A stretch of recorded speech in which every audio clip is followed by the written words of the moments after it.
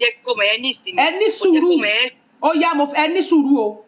Ẹni bó ṣe ń fi ọmọ yẹn ráre. Ẹni kò jẹ́ kí Mohbad nísinmi. Kò dáa. Bẹ́ẹ̀ni. Kò dáa. So pé ó yẹ kó ti lọ sin tipẹ́tipẹ́ àbí? Ó yẹ kó ti lọ sí Mohbad tipẹ́tipẹ́. Ṣó fẹ́ gbèjà rẹ̀ gbà tàbí wòlíì ló pera wọn. Gbà tó mọ̀ pé. Ní sùúrù obìnrin esco ti bá stanna. Now ẹ ló fi ń ráre mo wá fẹ́ bi yín ní ìbéèrè kan. Okay o. Now ní ìgbà tí tó bá jẹ́ ẹ̀yin lẹ bí Mohbad. Okay ma. Mo parọ́ o. Now kéèsì yẹn wá ṣẹlẹ̀ tó jẹ́ pé ẹ̀yin nìyá rẹ̀ àbí bàbá rẹ̀. Tí ẹ bá wọn gbélé tẹ́ ẹ mọ̀ tó ṣẹlẹ̀ tẹ́ ẹ dẹ̀ mọ̀ bẹ́ẹ̀ ṣe wọ̀n. Tọmọ yín dẹ̀ ti rojọ́ ní police station tẹ́lẹ̀ rí tí wọ́n dá yín lóhùn. Tí ẹ sì fẹ́ tí ara yín náà gbọ́ bí ìyá Mohbad ti sọ pé gbogbo ọ̀dọ̀ àwọn alágbára làwọn ti lọ pàbó ló já sí. Ọmọ yín yẹn ti wá kọ petition fún ọlọ́pàá wípé àwọn èèyàn báyìí fẹ́ pa òun. Ṣùgbọ́n ọlọ́pàá tún àwọn tí wọ́n fẹ́ ẹ̀sùn kan tó wá petition Mohbad yìí tó ń sọ ọmọ yín padà wípé ó fi ẹ̀sùn ó parọ́ máwọn blackmailing kan wá wọ́n fẹ́ arrest Mohbad padà. Ọmọ yẹn ò wá lọ́bẹ̀. Kò wá pẹ́ o gbogbo ogun tó ṣe ti ọmọ yẹn. Ìyàwó náà tó fi ẹ̀sùn kan ọmọ yín. Ṣùgbọ́n ẹ rí ọmọ yín nírì ẹni tí ò lágbára tẹ́yìn náà ò dẹ̀ ní agbára kankan láti lè jà fún. Wọ́n wá lọ́mọ yín lọ show ọmọ tẹ́ ẹ filẹ̀ ló kọ̀túnla tó máa kú. Wọ́n wá ló lọ sí show tẹ́ ẹ dẹ̀ rí àrà tí ìyá Wùmí tẹ́yìn bá jẹ́ ìyá ọkọ gidi. Tí ìyá Wùmí fi yín dá torí tí yín gbọ́ nígbà tí ìyá Mohbad sọ pé nígbà tó bímọ ó ṣe pé ìyá Wùmí ṣépè fún bàbá Mohbad tí ara àwọn ògàn ò lè gbà mọ́ bó ṣe máa ń ṣépè fún bàbá Mohbad tí ò tún jẹ́ kó fọwọ́ kan mọ́ kò fẹ́ kí ìyá gan fọwọ́ kan mọ́. Wọ́n wá ní ìyá Wùmí ẹ tó wá gbọ́ nínú ọ̀rọ̀ tí kẹ́rì mọ́ sọ pé àkáǹtì tí bàbá yẹn béèrè fún pé lóòótọ́ ló exist wípé Wùmí ló open àkáǹtì yẹn ní orúkọ ìyá ẹ̀ owó tán sọ ń para ibẹ̀ ló ń fọwọ́dù ẹ̀ sí gbogbo owó orin tí ọmọ yẹn ń gbà lórí YouTube gbogbo bitcoin sí ọmọ yẹn pátá gbogbo owó TikTok ní YouTube gbogbo Instagram ọmọ yẹn bó orin ṣe wọbẹ̀ lórí Twitter inú àkáǹtì yìí ni Wùmí ó ti change ẹ̀ síbẹ̀ inú ẹ̀ lówó yẹn lọ. Now ọmọ yín kọ́lé wọ́n wá sọ ní ojú ayé yín wípé ọmọ yín kọ́ ló nílé wípé ó lọ rẹ́ǹtì ẹ̀ ni. Ọmọ tí ọmọ yín tún wá fi sílẹ̀ ní ẹyọ ọ̀kan torí kí ọmọ yín tó jáde láyé tó kú dànù ọmọ yín sọ fún yín wípé arábìnrin yìí ó ní àwọn wọ́n ká máwọn ọkùnrin kan nínú ilé náírà tí àwọn ọ̀rẹ́ tó testify sí pẹ̀lú yín bó ṣe àwọn àgbèrè. Wọ́n wá lọ sí inquest Wùmí wá ń sọ fún yín wọ́n ní ọjọ́ ìkómọ ọmọ tẹ́yìn bí fúnra yín talẹ̀ yín rò pé yẹ kó bá yín lọ sí placenta tó bá jẹ́ pé ẹ sí ní sàkání ibi tí àwọn ọkọ mọ́ níbi tí àwọn bàbá ọkọ yín wà ẹbí ọkọ ló máa ń lọ ṣèyànjú yẹn ṣùgbọ́n kò wá gbé yẹn sílẹ̀ ẹ ní sùúrù o ẹ jẹ́ sọ̀rọ̀ mi tán o ẹ wá ní sùúrù dáadáa kò wá gbé sílẹ̀ fún yín ìyẹn ti lọ bẹ́ẹ̀ kò tiẹ̀ káyé mọ́. Ọmọ tó wá fi sílẹ̀ torí gbogbo àwọn ẹ̀sùn tá a fi kàn yín wọ́n wá ní ẹni tí wọ́n náà jọ dà ní show mo fẹ́ bi yín léèrè ṣé Nàìjíríà lẹ́wà abẹ́ kan ló Nàìjíríà nọ́mbà ṣé ẹ mọ mọ́tò tán ń pè ní Prado Jeep. Mo mọ̀. Ṣé ẹ̀yin náà di ẹsẹ̀ tẹ́ ẹ bá fi ẹsẹ̀ gbá Prado Jeep car ṣé ìkàsọ́wọ́ yín lè wọnú ẹ̀.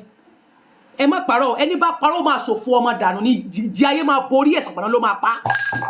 Hallelujah. Ẹ̀jẹ̀ tó repeat ẹ̀kọ́ tẹ́ ẹ sọ yẹn náà. ẹ di ẹsẹ̀ báyìí ẹni tó bá ga sẹ́yìn rọ tó bá parọ́ ó máa sí òfò dànù pẹ̀lú bí ògo ṣe ń jẹ́ tó lóun tó bá bí gbọmọ láyò náà máa ṣòfò wọn ni. Ó yá ẹ di ẹsẹ̀ yín tẹ́bẹ̀ ẹlẹ́mọ Prado Jeep normal car kọ́ Prado Jeep bulletproof car ni o àwọn car tó ń pè ní bulletproof car ìyẹn mi pé armor car tó jẹ́ pé gíláàsì rẹ̀ tán bá yin ìbọn sínú ẹ̀ kò lè wọlé. Ó yẹ ẹ di ẹsẹ̀ yín ó yẹ ẹ jù sínú ẹ̀yin náà náwó yẹn bí mo ṣe náà yẹ kẹ́ wá jù sínú ẹ̀ ṣé ìka yín máa wọnú inú ẹ̀ rọ ẹ dá mi lóhùn ṣé ẹ lè fi ẹsẹ̀ fọ́ Prado Jeep car even kó jẹ́ normal car tẹ́ ẹ bá fi ẹsẹ̀ sí normal car ó máa sán kankan ni torí àwọn ọ̀rá kan wà tó gbé gíláàsì rò tí ì ṣe gíláàsì bíi gíláàsì tébù gíláàsì rúfàsì tí wọ́n ń lò nínú ilé àwọn gíláàsì car yẹn ó máa ń sán ni téèyàn bá ju ẹsẹ̀ kìíní sí even ẹ lọ wọ àwọn tó máa ń gbégi tán máa ń ṣe content tán máa ń gbé igi tán máa ń fi gbá gíláàsì ẹ rí i pé gíláàsì yẹn ò kí wọnú torí àwọn ọ̀rá cover rẹ̀ níwájú àtẹ̀yìn báwo wá ni ọwọ́ Mohbad ṣe wá ká Prado jeep tó bá tiẹ̀ wá wọlé why tó ṣe bí ẹ̀ṣẹ́ ló yẹ kó fọ́ why tó lọ síbi apá now ẹ ní sùúrù o ẹ jẹ́ ìsọ̀rọ̀ mi tán o ọlọ́pàá wá sọ fún yín pé ọlọ́pàá dáhùn pé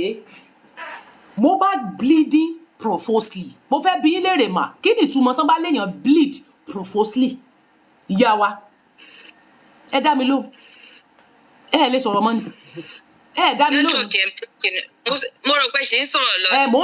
ń bí yín ní kẹ́ ẹ máa dáhùn lẹ́yọ kọ̀ọ̀kan kéré rọ̀ ẹ̀ máa pọ̀ tán bá pé èèyàn kan pé máa sọ pé èèyàn bleed profusely kí nìyẹn túmọ̀ sí yẹn ẹ máa dá mi lóhùn ẹ máa mọ̀ mí mi ẹ dá mi lóhùn question ẹ máa explain ẹ ní sùúrù tẹ́ ẹ bá ti dá mi lóhùn tán yín wàá fi yín lẹ̀ kẹ́ ẹ sọ̀rọ̀ èmi máa ń àláwòye ṣùgbọ́n ní kọ̀kọ́ bí yín ni mo fi ní ẹni tó bá parọ́ láàrin èmi àti yín tó róòótọ́ tí ò lè sọ tó yóò ṣòfò dànù now tán bá pè nǹkan pé èèyàn bleed profusely kí nìyẹn mean èèyàn bleed kí ni. profusely wọ́n bá léèyàn bleed profusely pé èèyàn bleed profusely kéèyàn máa bleed kí náà túmọ̀ yẹn kí lọ́lọ́pàá sọ ẹ mọ̀ pé ọlọ́pàá ló sọ àwakọ̀ ọlọ́pàá ní Mohbad was bleeding profusely ẹ dá mi lóhùn mọ́ ni. mo ń fọyín mo ń dáhùn mo ń sọ̀rọ̀. kí ni túmọ̀ kí ni tán mì yẹn pé tán bá léèyàn bleed profusely kí náà mì yẹn. ẹ fèsì. bí a ó bleed tó pọ̀ jù. ó yá ó dáa ṣé ọwọ́ tí nígbà tí Wùmí yín tẹ̀ ń sọ ń parẹ̀ tó lọ sí corona inquest Wùmí dáhùn wípé kò gbúdọ̀ jẹ́ pé ọwọ́ yẹn ò ní mí ní ọwọ́ tán ló fi wound yẹn kò ní Wùmí ló sọ o wọ́n ní máàkì tíntínní ni Wùmí ló sọ bẹ́ẹ̀ ó ní máàkì tíntínní ni tí kò ní ìtumọ̀ wípé wá ọwọ́ yẹn kọ́ ló pa Mohbad tó ló ṣìṣọ́ ní court ní corona inquest ó ní máàkì tíntínní ni àdúrà ní gbogbo ọwọ́ yẹn kò ní ìtumọ̀ òun ò tiẹ̀ rẹ́jẹ̀ lára ẹ̀gbọ́n ní ọjọ́ táwọn délé ọjọ́ Tuesday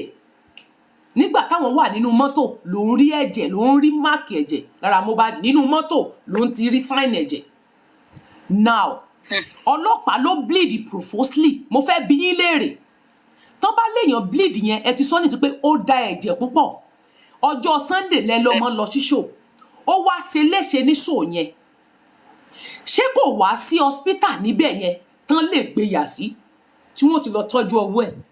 tẹ́ bá wá wò pé tó bá jẹ́ pé lóòtítọ́ bọ́ ọlọ́pàá ṣe sọ pé ẹ̀jẹ̀ yẹn torí tán bá fi profusely ṣe nǹkan pé ẹ̀jẹ̀ yẹn dà gan-an ìyẹn túmọ̀ sí pé ẹ̀jẹ̀ yẹn pọ̀ kì í ṣe pé ó kàn ẹ̀jẹ̀ yóò kàn ní wound no wọ́n ní Mohbad was bleeding nínú àwọn nǹkan tí wọ́n gádàjọ nínú ilé Mohbad wọ́n náà rí sìríǹjì 5 wọ́n ti lo 3 wọ́n rí another 2 tí wọ́n feel wọ́n bá blaster wọ́n bá many things ni wọ́n náà wọ́n bá àti glove nínú ilé Mohbad wọ́n bá wọn nǹkan yẹn bẹ́ẹ̀ wọ́n wá ní Mohbad bleeding Mohbad was bleeding profusely so wá ṣeéṣe ẹ̀yin ẹ máa dá mi lóhùn tó bá jẹ́ ìyàwó tó bá jẹ́ ọmọ yín ẹ máa dá mi lóhùn ọmọ tẹ́ ẹ bí nínú yín ni wọ́n ṣerú yẹn fún tí ìyàwó ọmọ yín wọ́n ná ọmọ ọkọ rẹ̀ ó bleed ọmọ tí yín ní ọkọ o kì í ṣe ìyàwó ọmọ tí yín ní ọkọ ó wá bleed profusely láti ọjọ́ kan fi kúrò ní show ǹjẹ́ wọ́n sọ pé ẹ̀jẹ̀ wà nínú mọ́tò torí láti show yẹn náà ló ti ṣe léṣe ó yẹ kó ó yẹn mi pé Mohbad da ẹ̀jẹ̀ dé ilé ẹ̀jẹ̀ yẹn wá dà wà ó dà di ọjọ́ Monday mọ́júmọ́ Monday ó tún wá dà wà títí ti di alẹ́ ọjọ́ Monday yẹn ó wá ń dà wù títí di ọjọ́ Tuesday nọ́ọ̀sì wá dé ní aago 2 ọ̀sán sí tó bá pẹ́ lódodo àti ní òótọ́ ní Mohbad bleed profusely tí wọ́n wá sọ fún ẹ̀yin tẹ́ ẹ jí ọmọ tẹ́ ẹ mọ̀ yẹn tẹ́lẹ̀ tí wọ́n dẹ̀ sọ yẹn fún yín tẹ́lẹ̀ tó kàn jẹ́ pé ìpè òjijì náà pè yín ní pé bànújẹ́ pọ́mọ yín kú dànù now kán wá ní ọmọ yẹn bleed yẹn tó bá jẹ́ ìyàwó alálùbáríkà tí ọkọ rẹ̀ gan tó bá lóun ò fẹ́ lọ hospital ṣé kò yẹ kó pe ọmọ kó pe ẹ̀yin tẹ́ ẹ jẹ́ ìyá kó pe bàbá tẹ́ ẹ bá gbọ́ according to ìyá Mohbad ó ní Wùmí pé òun ní ọjọ́ Monday òun pè wọ́n nọ́mbà àwọn ò lọ ṣé Wùmí ṣé Mohbad lè máa bleed profusely kí ẹ̀jẹ̀ yẹn máa dà kó má stop according to Nigerian police Lagos State Police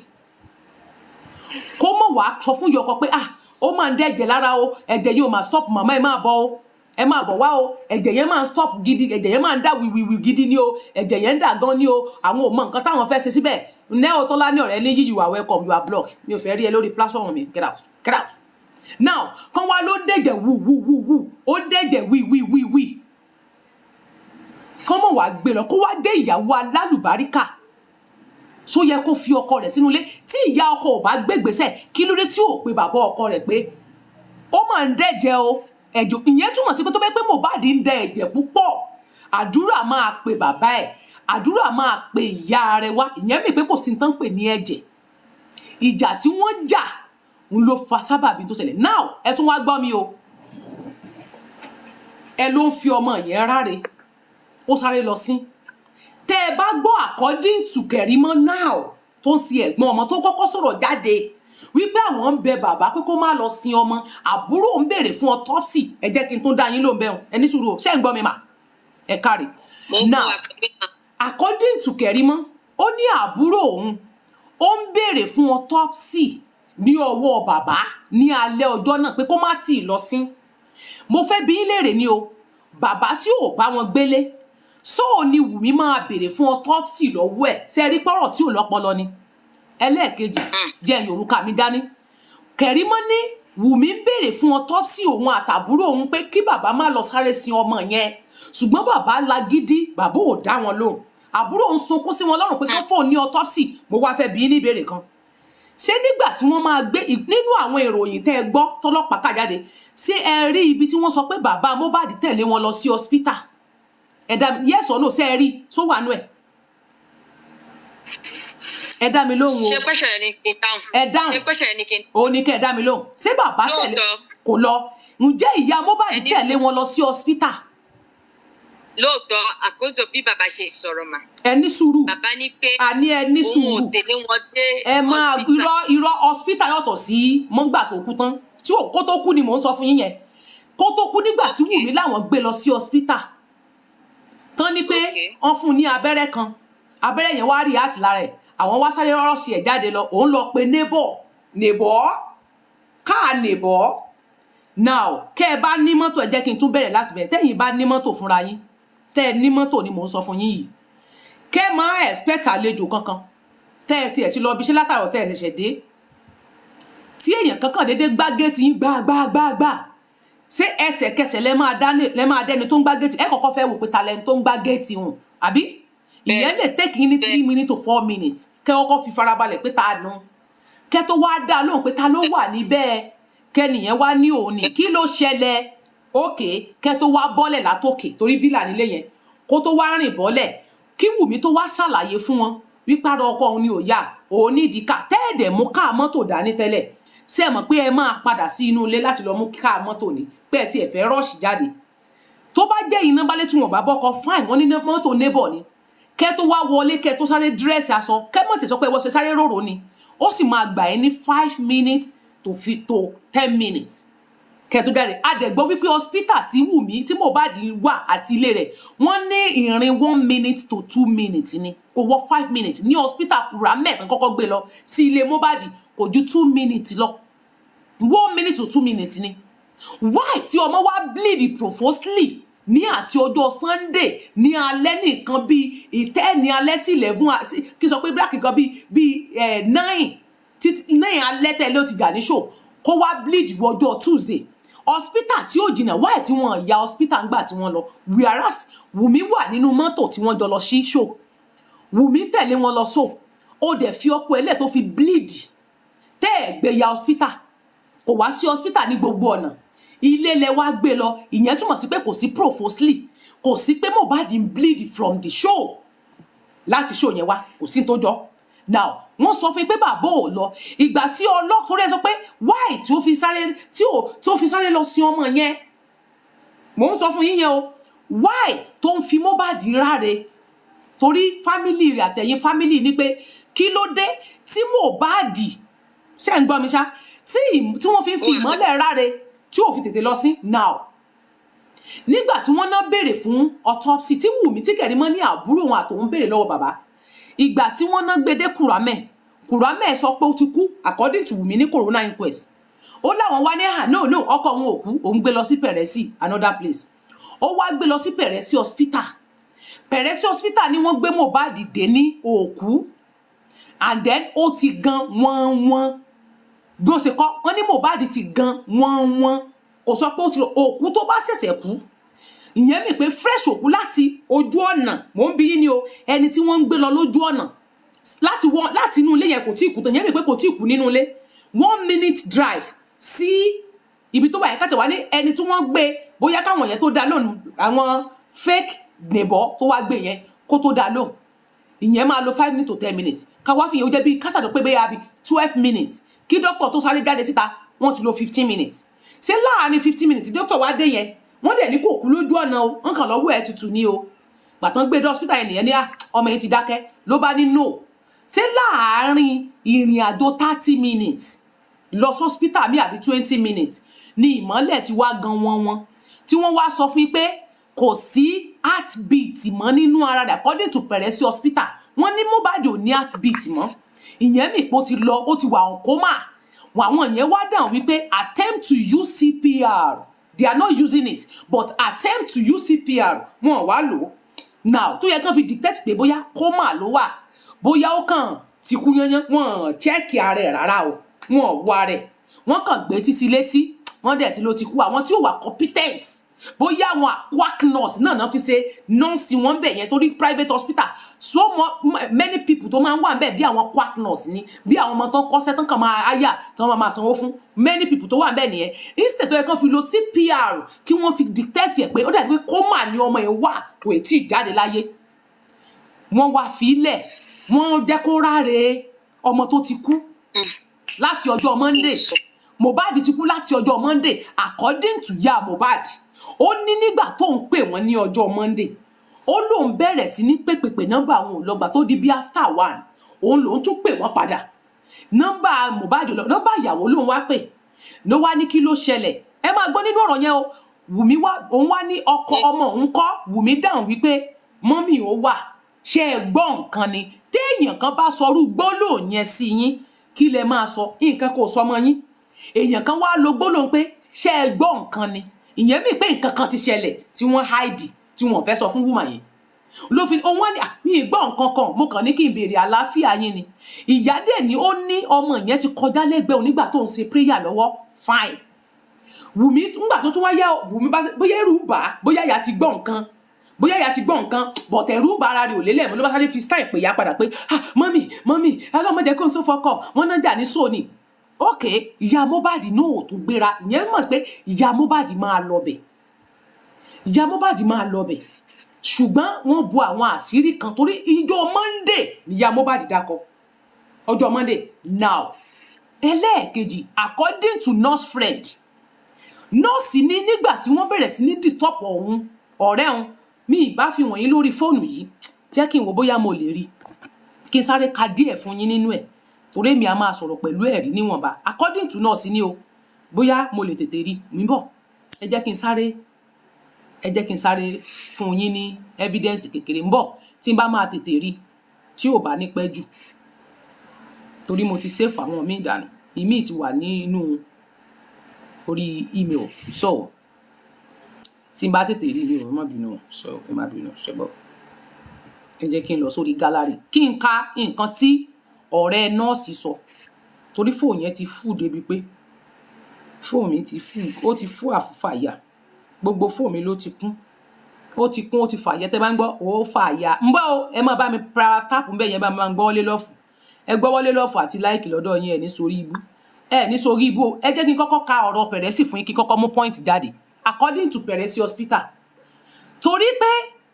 ẹni kí ló dé tán fi sáré lọ sin ọmọ tó bá ipọn gbé torí ní tó gbóyún sọ ni pé tó bá ipọn gbé sínú mọ́ṣúárì ni ó ṣeéṣe kí Mohbad máa kú àbí yes or no àbí now ẹ máa wá gbọ́ mi Pẹ̀rẹ́sì hospital ni o ẹ má máa ìdìbí ṣe ká o torí ó wẹ́ díẹ̀ ojú dẹ̀ ń dùn mí now wọ́n ní ní September 25 ló gbé jáde nígbà tí àwọn èèyàn èmi gan mọ́ kọ́ pariwo rẹ̀ síta èmi mọ́ kọ́ pariwo síta nígbà tí gẹ̀ẹ́kan kọ́kọ́ wá bá mi táìmù yẹn pé òun rí wọn ní Pẹ̀rẹ́sì hospital tí mo polongo bí gbogbo ní ìtúsẹ̀ gbé nu. Now only the attempt of the management of Pẹ̀rẹ́sì hospital, Pẹ̀rẹ́sì care Medicare hospital has been drawn to the misleading and false information being circulated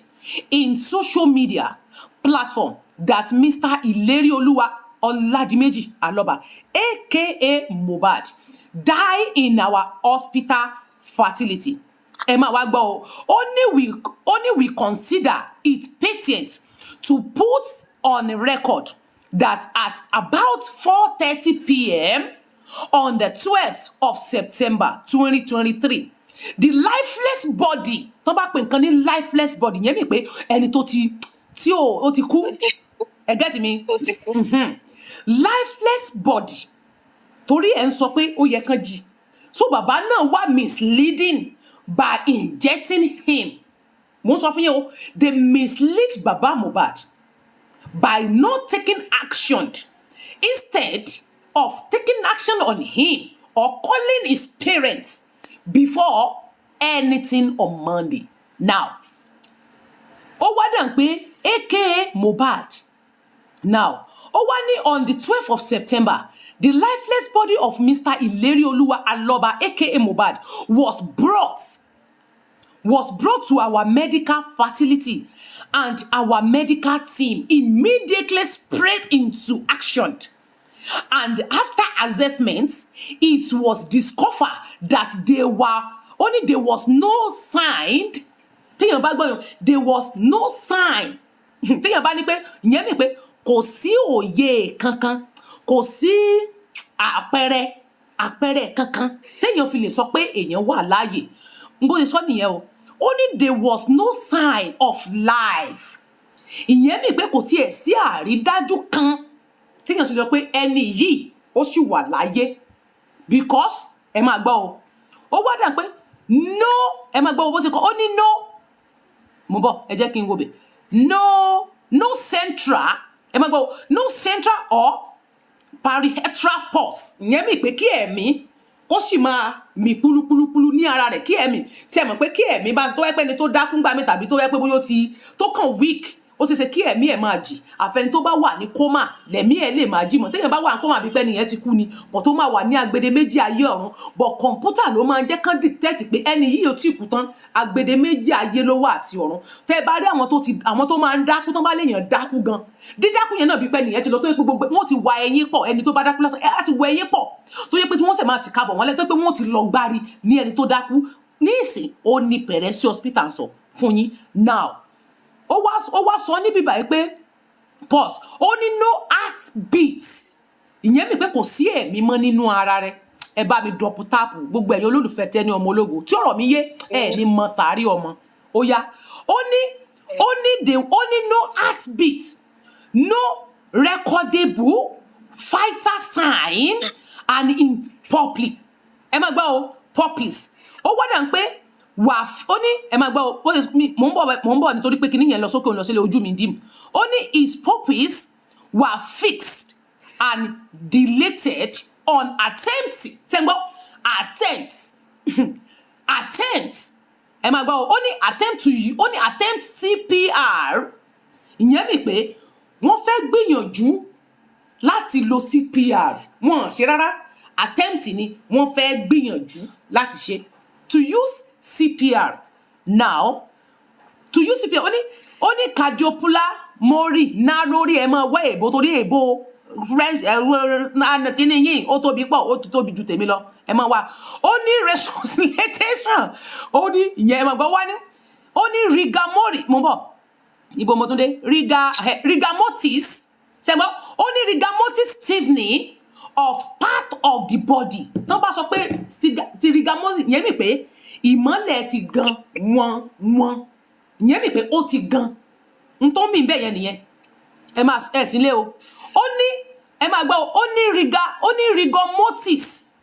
stiffening. Tán bá ní nǹkan wà stiffening. Now stiffening of some parts of the body. Ìyẹn mi pé àwọn ẹ̀yà kan nínú ara ìmọ́lẹ̀ ó ti ń gan. kì í ṣe recent yẹn ló kú Monday ló kú but tó rí pé wọ́n fẹ́ ṣe drama fún social media ẹ̀rù ń bà wọ́n gbogbo àwọn dọ́kúmẹ́ǹtì tí wọ́n need gbogbo owó tó yẹ kán forward sínú àkáǹtì tí wọ́n ní Wùmí open gbogbo owó tó yẹ kí wọ́n ṣe síta gbogbo àwọn àṣírí kan tó yẹ kán ti keep gbogbo ilẹ̀ tó yẹ kán ti nù wọ́n gbọ́ ọmọ yẹn kalẹ̀ sínú ilé on coma not by dead on coma wọ́n wá ẹ̀ǹbámu ẹ̀ sínú ilé láti lé spirit ara ẹ̀ jáde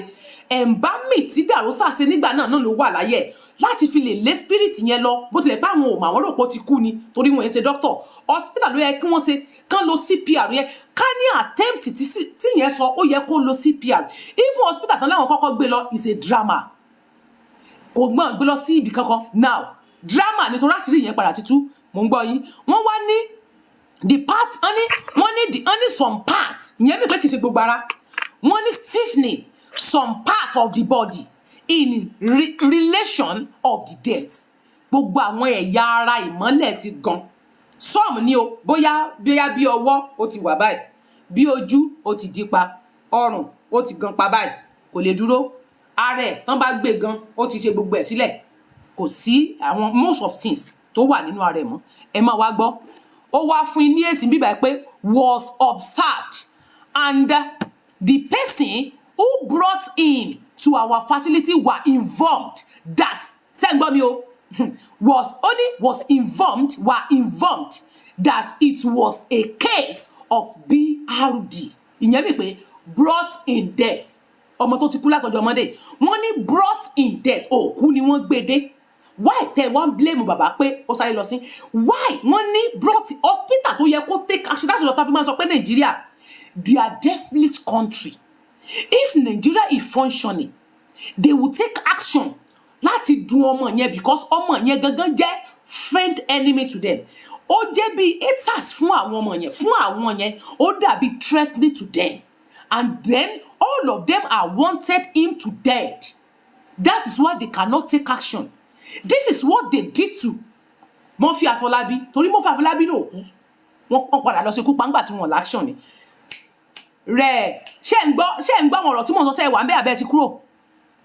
ó wà pẹ̀lú mọ́mì ẹ ṣeun now wọ́n wá dà pé wọ́n ní the person who brought him was to our fertility were informed that it's the case of brought in dead that is BRD brought in dead ni òkú ni wọ́n gbé dé ṣé gbọ́n tán wí wọ́n ní òkú hospital sọ pé wọ́n gbé wá láàyè ó ní òkú ni wọ́n gbé dé but àárí statement ti Kùrámẹ̀ tí ọlọ́pàá kà jáde àárí statement tó Kùrámẹ̀ but eléyìí gan àárí statement wọn bọ̀ torí pàtì rí àwa drag wọn bẹ̀ jáde amú ẹpọn dókítà ọbẹ̀ afọ̀pọ̀ ó pò jáde ni now ẹ jẹ́ kí wọ́n bá yín kà síwájú ó ní this person was brought him okay wọ́n ní brought in death upon inquiry about the circumstances leading to the death and leading to the emergency our team was informed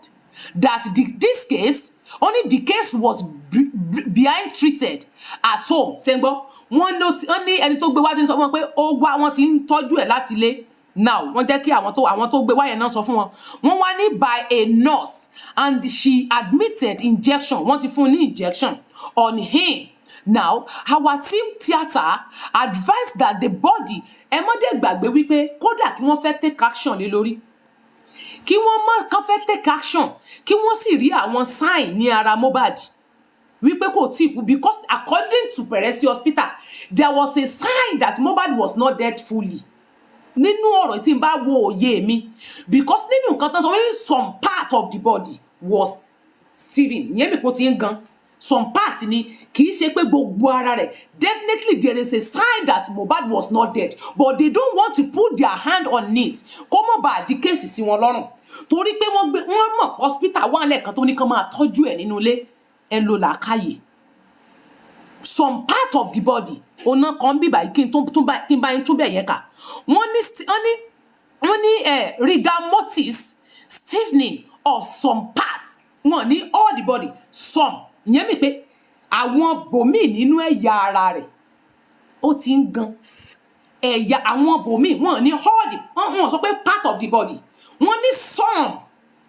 to get it some náà sọ bẹ̀ yẹn ẹ̀dẹ̀ mọ àwọn Nàìjíríà wọn kì í fẹ́ dá ọ̀ràn síra wọn ò ní fẹ́ kán gbòkú kúrò lọ́dọ̀ wọn ò ní fẹ́ kán sọ pé èèyàn kan kú torí àwọn patient tó kù ìdí nìyẹn tí wọ́n fi reject Mohbad.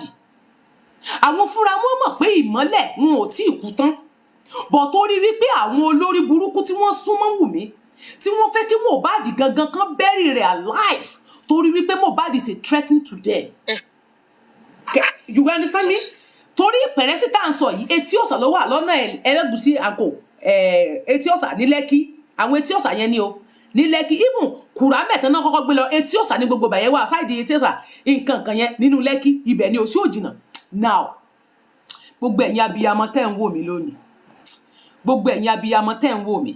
tí ẹ já abiyamọ tòótọ́ tẹ́ ẹ mọ̀ tọ́ tẹ́ kì í parọ́, ẹ ní mọ sàárì ọmọ. Ṣé ẹgbọ́n tó sọ wọ́n ní some part of the body, some ìyẹn mi kékeré sí gbogbo ara. Yes, ṣùgbọ́n torí pé àwọn people yóò fẹ́ kán dá ọ̀ràn fáwọn, ẹ gbọ́ statement tí ọlọ́pàá tí hospital sọ mí báyìí. Wọ́n ní upon enquiry about the circumstances leading to the emergency, our team was informed the case was being treated at home. Ṣẹ́gbọ́, ó treated at home by a nurse. Ìyẹn túmọ̀ sí pé ara àwọn ẹ̀mọ̀ àwọn ìyẹn náà fẹ́ gba Mohbad. Ìyẹn túmọ̀ sí pé wọ́n ti fẹ́ lo CPR fún, attempt to use CPR, wọ́n ti fẹ́ lò fún. Ṣùgbọ́n torí wípé ẹni tó gbé wá ó sáré jí sọ fún wọn because of pé ta lẹ́ni yẹn, àwọn ẹ̀dá kan wà tán tẹ̀lé bàbá Mohbad, tán tẹ̀lé Mohbad gan lọ sí hospital láti lè má jẹ́ kán gbé ọwọ́ lé tàbí láti lè tọ́jú ẹ̀. Wọ́n mọ̀ pé Mohbad lè má ti kú tán, ṣùgbọ́n torí pé is a threatening to them, they want him to bury it alive so that a lè jìyà ẹ̀ṣẹ̀ tó ṣẹ̀ wọ́n. ń tán ṣe fún nìyẹn o, ń tán ṣe fún Mohbad nìyẹn o. Wọ́n fẹ́ kó jìyà ẹ̀ṣẹ̀ tó ṣẹ̀ wọ́n, torí pé ẹmọ tán ti ń nà nínú ayé tán nà ká tán ní gbogbo ọ̀nà tó yẹ kọ́mọ yẹn ti lọ mówó náà block. Bátìrì mọ́ kú o, bátìrì mọ́ kú o, bátìrì mọ́ kú o. Ẹ̀yin tẹ́ wà lórí Facebook, bátìrì tọ̀dọ̀ yín bẹ́ẹ̀ ti fẹ́ jábọ́, Ọlọ́run ní jẹ́ kí bátìrì ayé yín ó kú. Ẹ jẹ́ ń ti náà bọ̀, torí ẹ̀yin tẹ́ wà níbí ni ẹ̀yin tẹ́ wà níbẹ̀ yẹn lẹ́ ń gbọ́jú bọ̀.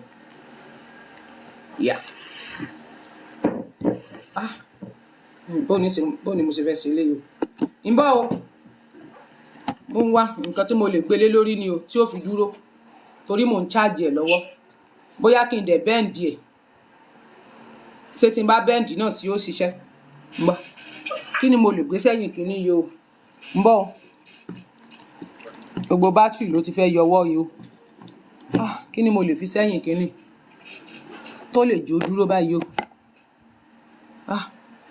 Kò dúró, kò dúró. Ẹ bá ń dọ̀ púpọ̀. Ẹ lè pè padà o, kí lẹ fẹ́ pè padà fún? Ẹ̀yin lẹ dálẹ̀ níbo? Ẹ lè lọ bì kankan. Ó yá, mo ti ṣe. Mi ò mọ̀ pẹ̀lú yín. Ẹ mọ̀ dáhùn question mi níbo lẹ fẹ́ lọ. Ẹ rí bẹ́ẹ̀ ṣe gbàtà kí n wá ni. Ara ẹ jẹ́ kí n sọ̀rọ̀ fún yín kó yé yín, ẹ jẹ́ kí n máa sọ kó yé yín. Now hospital yẹn wá ń sọ fún yín pé ibi tí àwọn tíìmù wọn ti fẹ́ sáré ṣiṣẹ́ lórí Mohbad kan lo, ṣé mo pọ́n tó sọ ni pé attempt to use CPR. Wọ́n ara àwọn tó gbé Mohbad wá sòfófó fún wọn pé ẹ jẹ́ mọ̀ dọ́wọ́ lé ọmọ yìí, ó mọ̀ ti kú sínú ilé tẹ́lẹ̀.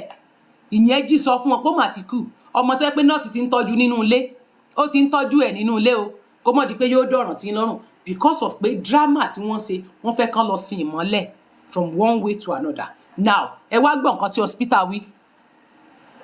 N tó sọ bíbá eré o, ó ní that she admitted injection on him, ó dẹ̀ ti fún ní injection. Gbogbo hospital ni tán bá ti di pé ẹ ti ń treat ènìyàn kan bí kan pé ẹ ti lọ treat nínú ilé, ẹ̀rù máa bà wọ́n àti gbà. Tó bá yẹ pé hospital ìjọba wọn ò gbà, but private wọn ò ní fẹ́ kó sínú wàhálà, torí ẹni tẹ́ ẹ ti ń tọ́jú bí kan tẹ́lẹ̀ tó bá lọ kú, hospital tí yín náà máa lé èpò kú sí, hospital tí yín náà máa padà sọ pé kú sí. Ṣùgbọ́n torí pé wọn ò ní ìfẹ́, ó wù mí kọ́run ṣe mí lólówó, ẹ gbàdúrà fún mi kọ́lọ́run ṣe mí ní olówó, kí ọ̀run kó ṣe mí bí mo ṣe ń fẹ́ ní ire níre. Mo fẹ́ dá hospital sílẹ̀ fún emergency, mo ò dẹ̀ ní gbowó. Ilé ìwòsàn ni o tí ó tóbi sí state kọ̀ọ̀kan, bí ní Nàìjíríà ti tóbi tó yẹn, sí state kọ̀ọ̀kan, tó yẹ pé tẹ́ bá gbé anybody débẹ̀ ní emergency, ní gbowó lọ́wọ́ ẹ̀, mọ̀ treat ẹ̀. Bọ́ bá wà ń kó máa ó dìgbà tó bá tó jáde, àwọn ẹbí ẹ̀ nìkan ni kó máa fún ẹ lóúnjẹ. Ṣùgbọ́n gbogbo equipment tó bá yẹ ká ṣe pátá á sì. Now ẹ̀gbọ́n tán wí o, wọ́n ní tíátà àwọn tó ìyẹn mi pé wọ́n ti gbé Mohbad gan wọnú tíátà, ṣe ń gbọ́, wọ́n ti gbé ìmọ́lẹ̀ wọ tíátà room,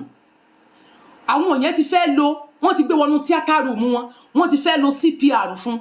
ibẹ̀ ló lórí burúkú mọ́ sàǹfààní kan ti lọ bá ara àwọn tí wọ́n wà níbẹ̀ yẹn wípé wá ọjẹ́ mọ̀dọ̀ wọlé, wọ́n ti ń tọ́jú ẹnu lé ọmọ tó ti kú díẹ̀, ọmọ tó ti ń tọ́jú nulé tẹ́lẹ̀, ṣé ọ fẹ́ dáwọ́lé, àwọn yẹn padà mọ̀ pé kò tí ì kú tán, ṣùgbọ́n ẹ̀yà ara rẹ̀ ti fẹ́ máa lọ because ẹni tó ti lọ tí wọ́n bá tètè lo àwọn machine kan fún Mohbad ó sì ṣe kó sọdá pátápátá, ṣùgbọ́n torí pé ẹ̀mí ọmọ yẹn yí bí ẹ̀mí olóńgbò ní ẹ̀mí rẹ̀ ó yí tíkẹ́tíkẹ́ ni kò fi tí ì bọ́ láti ọjọ́ Monday, but ìtorí wípé ó ti lose a lot of blood láti ọrùn tó ti ń bleed, ó ti ń bleed láti ọrùn wá, ṣe get me, ó bleed ní ara, ẹ̀jẹ̀ ti sàn, ó ti gbé nọ́ọ̀sì tó wá gan tán bá threaten ẹ̀ jù injection tó lọ fún ni pé kẹ́jẹ̀ yẹn lè dá abẹ́rẹ́ ìdájẹ̀ tó fún Mohbad ló ṣe sọdá, gbogbo eléyìí tán sọ pápátá abẹ́rẹ́ ìdájẹ̀ wà lára àwọn yẹn, ẹ̀jẹ̀ ara ọmọ yẹn ti tán torí pé ọmọ yẹn wọ́n ti kọ́kọ́ fún ní omi, wọ́n ti fún ní midazolam injection, wọ́n ti kọ́ inject ẹ̀ kan torí pé kó lè sùn, bóyá ó ń pariwo ara ríro, ó ń pariwo orí fífọ́, ó ń pariwo gbogbo ẹ̀, wọ́n ti fún ní injection, kì í ṣe pé injection midazolam tán pè ní midazolam injection, wọ́n náà fi sínú omi, ó lè fún yàn mu kẹ́nìyẹn lè rest nígbà tí wọ́n ti tọ́jú wèrè tán, àbí tẹ́ tọ́jú ọmọ ọlọ́mọ tán, àbí wèrè kọ́ lẹ́ṣẹ́ ẹṣẹ́ níṣe wèrè ṣe ajá, ìṣe ajá tán kankan gbẹdúlẹ̀ tí ò rí tọ́jú, ẹ máa gbọ́n tí hospital wí fún yín, ìyẹn wá lọ bá wọn, ó ní our team theatre advised that the body was taken to the nearest government hospital. Àwọn tó wá ńgbà tí wọ́n ti wá jí òfófó yẹn sọ fún wọn, àwọn tó wá jẹ́ tíátà wọn wá wò pé mọ̀ jẹ́ ká dáwọ́lé lóòótọ́, wọ́n wá ní kí wọ́n gbé lọ sí, ẹ má gbọ́n tán kọ síbí o torí ẹ ní bàbá ni o. Now wọ́n ní our team theatre advised that the body be taken to the nearest government hospital where it can be deposit in the morgue. Kí náà sọ ń bẹ̀ yẹn ìyá wa tó pè wọlé, ẹ dá mi lóhùn kí náà wí ń bẹ̀ ṣé ẹ ti lọ sùn ni. bí ẹ kó gbé lọ sí ìjọba. Kí wọ́n gbé lọ síbẹ̀ níbi tí ilé ìwòsàn ìjọba tí wọ́n ti bá wọn gbé sínú mọ́ṣúárì torí àwọn yìí ò lè dánwọ́lé, ẹ kúkú ti pa náà lẹ fi dé mọ́nulé, ẹ dẹ̀ fẹ́ kó kú ni ẹ gbé lọ sí mọ́ṣúárì, sí bóyá àwọn yẹn rò pé bóyá tí wọ́n bá gbé dé general hospital ó ṣe tán bá yẹ tè gbé lọ bẹ́ẹ̀ yẹn ó ṣeéṣe kí àwọn yẹn text ẹ̀ wò kán rí pé ó sì wà láàyè náà fi ní kí wọ́n gbé lọ sí nearest quickly sí general hospital, so tó bá dé pé hospital ìjọba náà padà test sí tó padà kú sí tó jẹ́ wípé wọ́n lo attempt yẹn fún, wọ́n lo CPR fún tó bá tẹ̀ wá padà sí pé lẹ́yìn ọjọ́ mélòó kan tó bá padà wá sọdá sí hospital ayé ò ní pariwo tìjọba, orúkọ hospital ni ò ní nail torí ilé iṣẹ́ ìjọba ni, but ọ̀dọ̀ àwọn táwọn bá ní káwọn ọmọ tọ́jú tó bá padà táwọn bá ló máa yè tí kò bá yè ó lè dẹjọ́ náà fi ní kán gbé lọ sí nearest hospital kán lọ deposit ẹ̀ sí mọ́ọ̀gì síbẹ̀. Wọ́n dẹ̀ mọ̀ pé tán bá gbé débẹ̀ yẹn ó ṣe ti káwọn yẹn test tó bá yẹ pé wọ́n jẹ́ ẹni tó ní ọpọlọ tán mọṣẹ́ wọn wọ́n á ṣe kàkà bẹ́ẹ̀ ṣe fẹ́ gbọ́n nǹkan tí wọ́n ṣe nígbà tí ilé ìwòsàn sọ fún yín pé kẹ́ ẹ gbéyàn lọ sí general hospital quickly straight, mo ń bi yín ní o kí ló dé tí wọ́n gbé Mohbad lọ sí ilé tí wọ́n wá lọ tẹ́ sí abẹ́ staircase tí wọ́n wá padà gbé iyọ̀ tán gbélé lọ́yẹ̀ tẹ́lẹ̀ wọ́n wá gbélé láyà, kí ni reason ṣe bí mọ́ṣúárì náà ní kán gbé lọ nearest hospital, even gan bóyá tán bá dé nearest hospital yẹn ó ṣeéṣe kí àwọn yẹn ru ọpọlọ láti ilé bóyá wọ́n mọ̀ wípé ọmọ yìí ò tí kú tán ṣùgbọ́n àwọn wá mọ̀mọ́ lọ gbélé wọ́n wá gbé iyọ̀ sí láyà, ẹ̀mí Mohbad ò tí ì bọ́, ẹ̀mí ìmọ́lẹ̀ ò tí ì bọ́ tán, ṣé gbẹ́gbọ́ mi kò tí ì kú tán kó mà ní ìmọ́lẹ̀ wà nínú ẹni tó bá ní làákàyè àti òye. Ẹ mọ̀ pé ẹni tó sọ òfófó fún fẹ̀rẹ̀ sí hospital wípé wọ́n ti ń tọ́jú ẹ̀ nínú ilé o, ó ti kú sínú ilé tẹ́lẹ̀ o, ó ti dákúdákú lẹ̀, wọ́n dẹ̀ ti sọ mẹ́lìtì bó ti dákúdákú sínú ilé o, àwọn ti rán mi lé lórí o, nọ́ọ̀sì yẹn ti ṣe kinní kan o, àwọn èèyàn ò fẹ́ kókó bá orúkọ àwọn tó ń dẹ́rìí pé wọ́n láwọn tíátà definitely wọ́n ti gbé Mohbad wọ theatre room already, wọ́n ti rí pé kò tí ì kú tán wọ́n ti gbé wọ theatre room, wọ́n ti fẹ́ lo CPR because some of the parts here àwọn ẹ̀yà ara rẹ̀ díẹ̀díẹ̀ kan ó ti ń gan, ẹ̀yà ara Mohbad kọ̀ọ̀kan ti ń gan, so therefore ohun tí wọ́n fẹ́ ṣe ni pé kán gbé wọ tíátà but ẹni tó wá kó bá Mohbad bẹ́ẹ̀ olórí burúkú alákòóbá alágbàkó ènìyàn kan ó ti wúrọ̀ sòfófó fáwọn yẹn pé ẹ má dáwọ́lé àwọn yẹn ni wọ́n wá ń tètè ya push ẹ̀ síwájú ẹ má gbé lọ sí general hospital kan lọ deposit ẹ̀ síbẹ̀ kí ló dé tí àwọn gbé lọ sí ilé tán lọ gbé sábẹ́ staircase bàbá wọn tún wá gbogbo ìgbà tí wọ́n lọ sí hospital yẹn wọ́n pé bàbá ọmọ o bí ìyá ọmọ bá tẹ̀ tí kọ́kọ́ mọ̀ but àbúrò tó ṣe ẹ̀gbọ́n blessing wọn náà lọ padà nígbà tó ti kú tán gan ni blessing gan tó pe bàbá wọn pe bàbá gan kó tí ò nígbà tí ò tí kú rárá tán sì láwọn ń gbé kiri ẹ ó ń pe nọ́ọ̀sì wá ó dákú sínú ilé wọn pe bàbá ẹ sílé ìgbà tán dé hospital àkọ́kọ́ wọn pe bàbá ókè ó ti wá kú tán gan ni ẹ̀gbọ́n gan tó pe bàbá ẹ̀ pé àbúrò ń ti kú ẹ sílé ó ti kú tán kan tó pè now bàbá ń dúró gbogbo wọn dúró wọn ṣàdí pé gbogbo wọn lọ wọn náà wọn débẹ̀ ní nǹkan bíi 10 alẹ́ aago 10 alẹ́ torí odò ọ̀pù wà ẹ wá wo aago 10 alẹ́ yẹn ni wọ́n délé Mohbad kí ló dé táwọn yẹn tí wọ́n gbé lọ sí mọ́ṣúárì tó bá jẹ́ pé wọn ò fẹ́ kí bàbá sin lóòótọ́ àti lódodo táwọn tí Wùmí bá fẹ́ pé lóòtítọ́ àti lódodo kò fẹ́ kàn sí tí gbogbo àwọn olórí burúkú tí wọ́n wà nínú ilé yẹn dérí àdúrà àti dàrósà tó sí ọmọ ìyá rẹ̀ táwọn gangan ò ti manipulate tí wọ́n ti yọ̀dọ̀dọ̀ náà ó ti ṣe kádùúrà máa ké kò lè ní làákàyè tó náà ló kéré bàbá ẹ̀ náà máa sọ pé kò lọ sọ̀rọ̀ tán lẹ́nu ṣé dàrósà tó tún wá jẹ́ ẹ̀gbọ́n díẹ̀ tó yẹ pé náà jọ jẹ́ gbóṣù náà gbà lọ́wọ́ ara wọn ṣé làákàyè tàwọn yẹn náà tún kúrú kò wá sí gbogbo àwọn Zlatan yẹn wọ́n náà ti wà níbẹ̀ wáyé káwọn Zlatan gbogbo àwọn òṣèré àwọn olórin tí wọ́n ti wà níbẹ̀ kí ló tí wọ́n gbé Mohbad lọ sí mọ́ṣúárì káwọn òbí ẹ̀ tó dé kán wá darí wọn sí mọ́ṣúárì pé mọ́ṣúárì ló wà tó bá yẹ pé lóòtítọ́ àti lódodo ni wọn ò fẹ́ kán sí now ṣé Wùmí tó jẹ́ pé òun ló mọ̀gbà tọkọ rẹ̀ ń ṣàìsàn tó mọ̀gbà tí ọkọ rẹ̀ kú òun ló tẹ̀lé lọ show now nínú according to spending down wípé Wùmí àti Mohbad náà jà wọ́n ní nígbà tí wọ́n dé Tomiland Bridge ìjà yẹn ní agbára tí Mohbad fẹ́ sí ilẹ̀kùn ó mú tẹ̀ ń pa àwọn ọ̀rọ̀ kan Wùmí náà dẹ̀ ń pe àwọn èèyàn kan Wùmí wá lọ gbólóhùn kan pé ṣó mọ̀ wípé obìnrin ló hẹ́ndì kàríà Lifrosh ó máa hẹ́ndì kàríà Mohbad bí obìnrin ṣe hẹ́ndì kàríà Lifrosh ẹ̀yin pípù sì tún gbèsè ẹ̀yìn Wùmí kò tí ì wá pé 24 hours o ti kú ọmọ yẹn dé wọ́n tún wá dé Orchis Junction according to spending wà nínú mọ́tò nígbà tíjà ṣẹlẹ̀ spending kan yìí náà tó bá yẹ pé lóòtítọ́ àti lódodo spending pé fake nurse wá tó bá yẹ pé lóòtítọ́ àti lódodo ni fake nurse ni spending pè wá sí hospital yẹn and I'm very sure wípé spending ò ní túrú àṣírí yẹn síta tó ló mọ̀ pé tí ọlọ́pàá bá dé padà ṣe ìwádìí tí wọ́n bá padà gbé Wùmí tó náà jọjà nọ́ọ̀sì wọn ò gbé nọ́ọ̀sì àwa tún sí rí pé spending ló ràn oníṣẹ́ yes or no ìyẹn mi pé spending ò mọ nǹkan kan nípa rẹ̀ ló fi lè tú àṣírí tí àwọn èèyàn bò wípé Wùmí tẹ̀ ń wò yìí o òun ló bá ọkọ rẹ̀ jà o nígbà táwọn dé Orchis Junction wọ́n ní ìjà yẹn lágbára gan ìjà yẹn tó le débi wípé everybody gan wò pé ẹ gbà mí o mo ti dìwà disconnect sá mi mọ̀ pé mo ti wà disconnect lórí Facebook fa àbí lórí TikTok ni ṣé mo sì wà ń bẹ̀ ṣá mo wà lórí TikTok ṣé mo wà ń bẹ̀ mi mọ̀ rí nǹkan kan mọ́ mo wà pẹ̀lú yín mọ́ mi. mò ń bọ̀ lórí TikTok ni mi rí nǹkan kan mọ́ ni o gbogbo ẹ ti gan pa o gbogbo ẹ ti di tàtútù ṣe o ó ti gan pa o help dàtítù ṣe ó ti gan pa help ọ̀dà ẹlẹ́wàá ń bẹ̀ help dàtítù ṣe ó ti gan pa help now tẹ́ ẹ bá wá gbọ́ dáadáa tẹ́ ẹ gbọ́ ọ̀rọ̀ yìí bí mo ṣe ń wí fún yín kí ló dé tí àwọn ò gbé lọ sí hospital kán gbé lọ síbi tí doctor sọ pé kán gbé lọ lé now bàbá wa débẹ̀ ní alẹ́ kí lẹ fẹ́ kó ṣe téèyàn bá rókù ọmọ kékeré now because kò mọ tó ṣẹlẹ̀ according to pé kò í ṣe ẹni tó fẹ́ bá Wùmí fa wàhálà tó bá jẹ́ àwọn tó ní ọ̀gbá lórí ni wọ́n á fa Wùmí ya ìdí tí bàbá Mohbad ò fi lè fa Wùmí ya ní time yẹn because ó yẹ kó take action now a dẹ̀ mọ̀ wípé nígbà míì wà tó jẹ́ pé ọgbọ́n máa ń gbọ́n jù yàn lọ ó máa ń gbọ́n jù yàn lọ ńgbà míì now ó mọ̀ wípé ọmọ rẹ̀ ọkùnrin tí kò bá jẹ́ pé ìgbà tí àwọn evidence ń jáde ni bàbá gan tó realize kò ronú pé Wùmí ló pa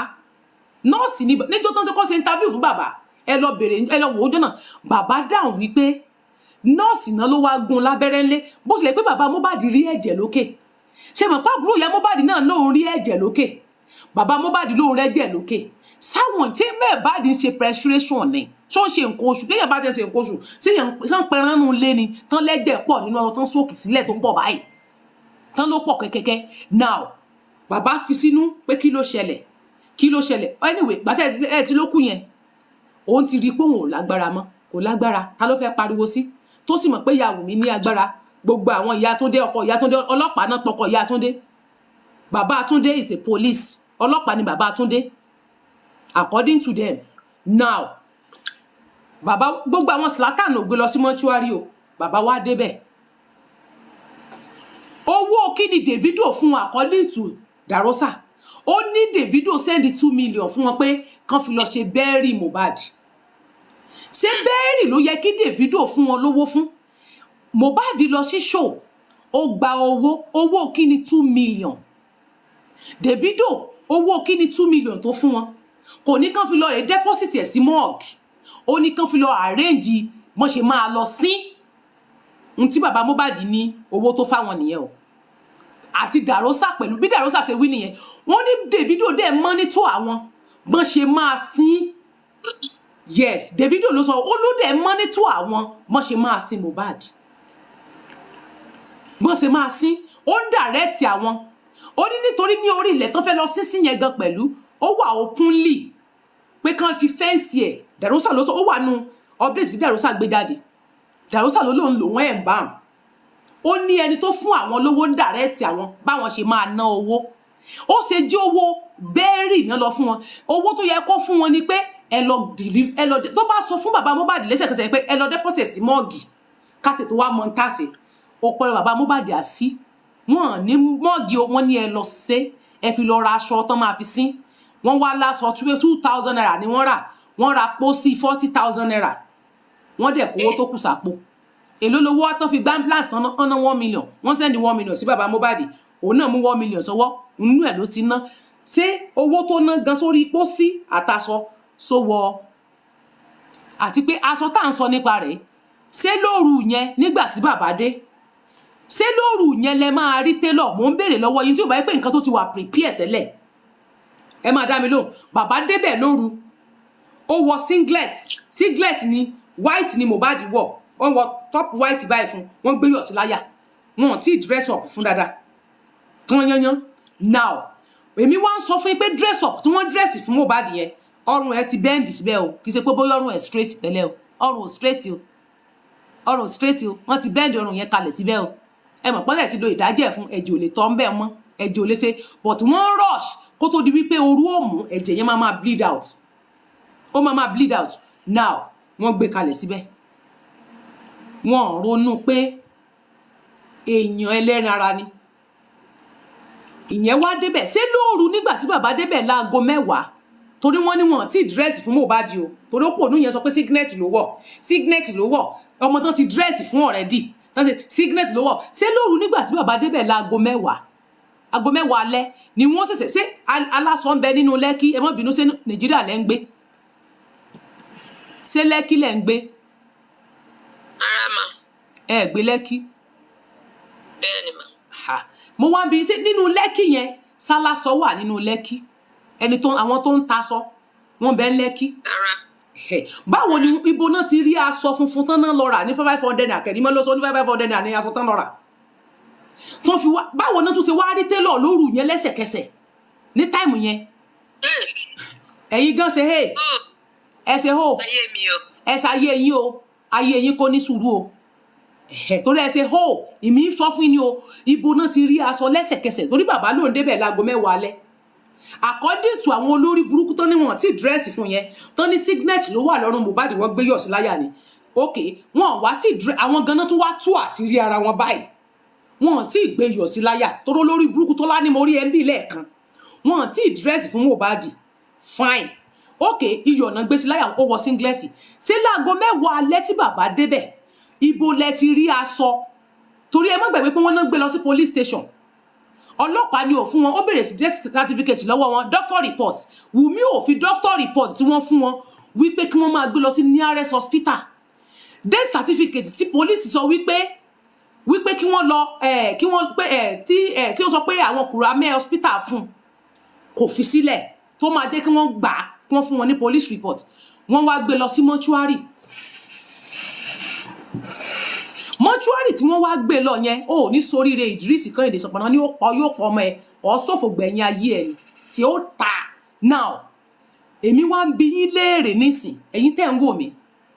wọ́n sọ pé wọ́n ti ṣe okay wọ́n wá gbé dé mọ́ṣúárì yẹn wọ́n ní bí aago 3 òru gan wọ́n nítorí bí aago 3 wákàtí 3 náà fi dá wọn dúró sí police station ìyẹn mi pé kán tó dé Ìkòròdú hospital gan wọ́n máa lọ bí aago 3 sí 4 òru mo wá fẹ́ bi yín léèrè sí aago 3 òru yẹn náà ti sáré rí tailor tí wọ́n ti sáré rí torí according to Darosa ó láwọn fún àwọn yẹn lówó pé kí wọ́n lọ bá wọn fi raṣọ àwọn náà fún àwọn tó wà nínú hospital lówó àti pósí àwọn ò mọ kankan pa pósí why tẹ wá ní bàbá ló kan ọrùn rẹ̀ sínú pósí why tẹ wá ní bàbá bó tilẹ̀ báwọn olórí burúkú family òfò àtọ̀rẹ́ bàbá Mohbad tán wà bẹ́ẹ̀ tán rí bọ́rùn ọmọ ṣe kán pọ́n sínú pósí tó lórí burúkú wọn wá dákẹ́ tán wọ́n sọ pé táìmù ti lọ ni kò sí táìmù mọ́ ẹ̀yin ò ṣe gbé sílẹ̀ kẹ́ lọ ra pósí bí kẹ́ múyùn kẹ́ pàdánù wọ́n dákẹ́ ṣẹ́yìn náà rí wípé Ọlọ́run má jẹ́ ká ṣàgbákò ṣe rí pé táìmù wà láàrin yẹn kí ló dé táwọn fi tètè lọ kí ló dé táwọn ò gbé lọ sí mọ́ṣúárì kí bàbá tó dé ìgbà tí wọ́n béèrè fún police report Wùmí wà ń bẹ̀ wáì tí Wùmí ó sọ̀rọ̀ ní police station pé àwọn náà ní pé káwọn máa hospital pẹ̀rẹ́sì ló ní pé káwọn máa gbé lọ báyìí àwọn ti gbé lọ sí Kùrámẹ́ kí ni lọ́ọ̀yà ń wá ń bi òkú wọn náà bá lọ́ọ̀yà ń bẹ̀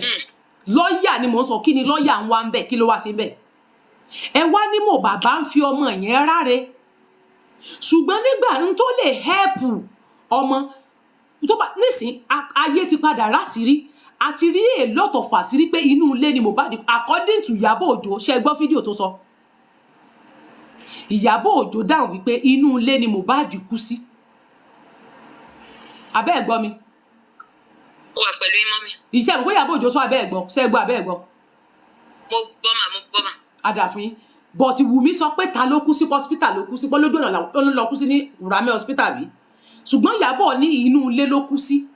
inú ilé ni Mohbad kú sí wọ́n dẹ̀ ń parọ́ fún yín pé ọ̀nà ta ló kú sí inú ilé ni Mohbad kú sí ìyẹn mi pé irọ́ ni wọ́n ń pa ìyẹn mi pé Mohbad ti kú kẹ́ ẹ̀ tó gbé lọ sí hospital àárọ̀ tẹ́ gbé sí according to tíìmù rẹ̀ Tọ́lá ní òṣì tó wá bílẹ̀ kan ó ti ṣàlàyé ó ní drama ni Mohbad is dead tán lọ sí nínú mọ́tò pé Mohbad ti kú ńgbà náà wípé wọ́n kàn dọ́gbọ́n lọ fi yẹn ṣe drama nínú mọ́tò ni ẹ máa rí pé t-shirt ló ìyẹn ọjọ́ Monday ni ọmọ yín ò dẹ̀ tí ì kú tán torí according to àdúrà wọ́n béèrè lọ́wọ́ àdúrà ní corona inquest wọ́n ní torí wọ́n sọ pé ọrùn rẹ̀ ń lọ sókè wọ́n ní sọ ti kú tán gbà ní oní no ó ní kò tí ì kú tán gbà yẹn wọ́n dẹ̀ ń polówó pé Mohbad is dead àdúrà sọ ní corona inquest pé kò tí ì kú tán gbà yẹn tó náà sọ wípé gbogbo question yìí ni wọ́n béèrè ń kọ́tù o wípé but wọ́n rí pé ó ń mí gbà yẹn pé kò sí ó ní sọ ti kú tán ó ní no ó ní kò tí ì kú tán gbà náà wọ́n dẹ̀ ń pariwo pé Mohbad is dead abáyọ̀ tọmọ yẹn fi ń gbójú síta wọ́n wá padà ń fà á pé kó gbójú sínú ilé wọ́n ń ṣe drama wọ́n lọ ṣe drama Mohbad ní Wùmí náà wà níwájú mọ́tò tán fi ń polongo rọ́ èèyàn kan ló wá ń rìkọ́ọ̀dù ta ló ń drive inú ilé náà wà nínú compound náà wà wọ́n wá mọ́tò síta rárá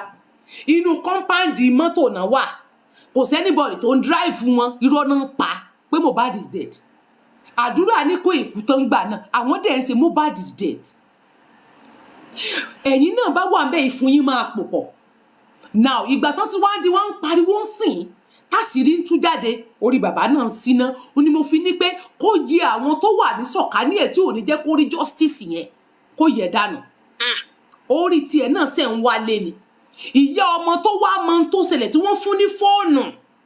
kán mú kúrò nílé fún Wùmí kán lè mọ̀ kán mọ̀ pàṣírí wà ń bẹ̀ kí ló dé tí ìyá sì lẹ̀ mọ́ yín lọ́dọ̀ tí yín lókè lọ tí ò sọ̀rọ̀ síta tó bá tiẹ̀ wà nínú bondage nígbà tọkọ ní kó má kúrò bí lè pé Kẹ̀rímọ́ ló manipulate ya Mohbad òun náà dẹ̀ ló máa mọ bí ya Mohbad ṣe máa padà sí ibi tí wọ́n fi sí tó bá fẹ́ ṣiṣẹ́ parí o gbúdọ̀ mọ bí ya Mohbad bó ṣe máa kúrò bọ̀ pé òun sọ nọ́nsẹ̀nsì pé kán má ṣe pé fún ìyá Mohbad kán má bu ìyá Mohbad kò lè wọ́ kúrò ó ti máa ní ìwọ ló jẹ́ kí wọ́n gbé wọ́n tẹ̀ kán gbé ìyá Mohbad sínú bondage ìwọ ló lọ gbé lé tó o bá lọ gbé níbi tọkọ rẹ̀ ní kó dúró sí tó o bá lọ gbé níbi tọkọ rẹ̀ ní kó dúró sí irú eléyìí ò ní ṣẹlẹ̀ wọn ò ní gbóǹtẹ̀lé lórí now ó ti wá rí báyìí bí kéèsì yẹn ṣe lọ ṣe ẹ̀sìn tí wọ́n ń sọ pé wọ́n tètè lọ sí ọmọ Kẹ̀rímọ́ ti wá jáde sìn onírọ́ ló ń pa o lẹ́yìn ìgbà tẹ́ tó gbọ́ pé Kẹ̀rímọ́ sọ pé rọ́ ló ń pa pé wọ́n tètè fẹ́ lọ sí ọmọ ó ní kò sí nǹkan tó jọ o ọ̀tọ̀ lẹni tó ń gbé fóònù fún pé ìyá Túndé ló purọ́ fún ló manipulate rẹ̀ o ìyá Túndé gan fẹ́ kán tètè lọ sí Mohbad ní o ẹgbọ́n tí Kẹ̀rímọ́ wí o ó ló sọ wípé ẹni tí wọ́n ó ní tọrọ pé mo gbé fóònù fún wọn ni mi ì gbé fóònù fún ìyẹn túmọ̀ sí pé kò gbé fóònù fún bàbá Mohbad irọ́ náà pa àwọn gangan fẹ́ kán tètè lọ sí àwọn náà manipulate kò tí ì wá tọ́jọ́ mẹ́ta tí ọmọ kú ìjọ́ kẹta tí ọkọ rẹ̀ kú ó ní ìyá rẹ̀ ti ń advice rẹ̀ pé tó bá ti pọ́dún kan kó lọ lọ́kọ mi àti ìyá Túndé sí abiyamọ nìyẹn why tẹ́ ẹ̀ fèsì Wùmí lókè lọ tẹ́ ẹ wá ranjú mọ́ ti bàbá Mohbad tí bàbá Mohbad bá ṣe mistake pẹ̀lú àwọn wèrè tán kóra wọn jọ tì lọ́rùn tán ní kó máa kọrin kiri kó máa jó kiri kó máa ṣe báyìí tán gbé kámẹ́rà sí tán fi ń tì ṣìṣe bàbá Mohbad ò ní fault bó tilẹ̀ pé mistake àkọ́kọ́ tó ti ṣe ni pé ó ti gbọ́ a lot àṣẹ wòlíì ó yẹ kó ti pín wọn níyà tipẹ́ kó ti fi kándù ìpínyà kó lọ sọ sínú omi òkun ṣùgbọ́n ó ti gbàgbé ara ẹ̀ sílẹ̀ ńgbà tọmọ tún wá kú tán yìí nìsín wọ́n tún wá ń tún orí rẹ̀ lò ń lè mí blame ẹ̀ sí kò sí mistake ẹ̀ pé bóyá ń pè láti lé ọmọ yẹn kú kò ní mistake kankan kò sẹ́ni tí fún rẹ̀ ò lè pòpọ̀ ìgbà tó wá rántí pé òun fẹ́ bò wọ́n láṣìírí tẹ́lẹ̀ ni ṣùgbọ́n ọ̀rọ̀ táwọn Kẹ̀rímọ́ ń sọ ńgbà náà ti yá wọn tán fi hàn àtàkì ẹ̀ ló jẹ́ kóun náà jẹ́ kó yẹ pé aṣọ wà nínú ilé ọ̀rọ̀ gan tó pọ̀ ní ẹnu bàbá Mohbad tí ò tú tán àmọye nǹkan míì tó máa rí tí ò ti tú tán ṣùgbọ́n ẹ̀ hàn àtàkì ẹ̀ wá ló ń fi ráre autopsy tó yẹ kó gbé rìsọ́ọ̀tì jáde autopsy ní conclusive ni ṣé ẹ fẹ́ kí Mohbad kákùrún nu ọmọ tó wà nílẹ̀ tó yẹ kán lọ ṣe DNA test fún Wùmí tó bá pọ́ nífẹ̀ẹ́ ọkọ rẹ̀ dénú kírésì ò lè ṣe DNA test yẹn wáyé tí ò ṣe kó wá post ẹ̀ sí online ó kò sọ ó ní Mohbad ló disfẹ́jìn Fàájì Mary tó ń sá fún DNA test bó lẹ ti gbọ́ Fàájì Mary tó ń sá fún DNA test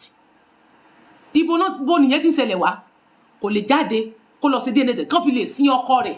ó wá ṣe ọjọ́ òbí fún ọmọ ọdún kan ọkọ wà nínú mọ́ọ̀gì tó ń ráre tó bá pẹ́ lóṣù tó àti lódodo ló nífẹ̀ẹ́ rẹ̀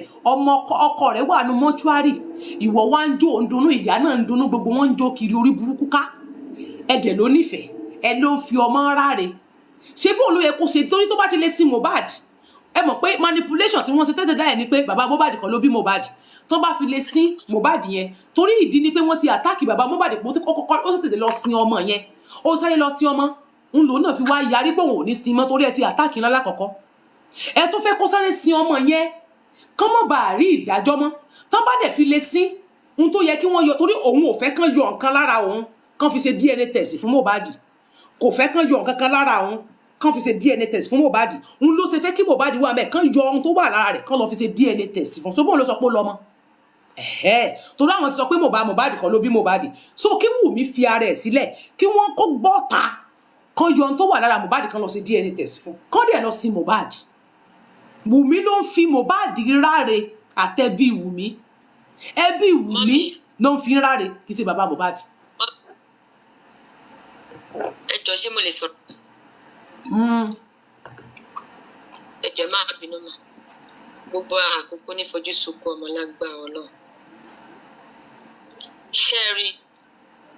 ọgbọ́n ọmọdé ti tèmi question kan mo fẹ́ bí ilé rẹ̀ mọ́ nípa pé wọ́n ìgbà tí Mohbad kú wọ́n gbé sí step case wọ́n gbé yọ̀sìn láyà ẹ jọ̀ọ́ má bínú mà ṣé mọ́mí ẹ̀ wà ń bẹ nígbà tó gbé wọ́n gbé iyọ̀sìn. ìyá Mohbad ò sí bẹ́ẹ̀ ṣé bí bàbá Mohbad àti ìyá Mohbad wọn náà jọ dé pọ̀ ni kò sí bẹ́ẹ̀. ẹ jọ̀ọ́ mà tó bá Ọlọ́run ní jẹ́ kó ṣẹlẹ̀ sí mi o Ọlọ́run ní jẹ́ kó ṣẹlẹ̀ sí ọ̀tá mi o tó bá jẹ́ pé ọ̀tá mi ni kíní ẹ̀ ṣẹlẹ̀ sí táìmì tí ìyá Mohbad débẹ̀ yẹn máa gírèpù mu mi ni. ẹsẹ̀ ń sọ̀rọ̀ nìyẹn ìgbà tí ìyá ò wá mo sọ fún pé Monday ni ọmọ yẹn ti kú ìyá ti mọ tó ṣẹlẹ̀ ní ò ṣe lè gíràpù wù mí. nítorí pé kò máa gbà lọ́wọ́ mi tì torí máa bí léèrè pé báwo lọkọ ẹ̀ ṣe kú báwo ló ṣe ṣẹlẹ̀ torí Mohbad wà lára àwọn gbogbo àwọn tó sọ̀rọ̀ àǹdí ọ̀tẹ̀ ẹ̀ ọ̀tẹ̀ ẹ̀ ni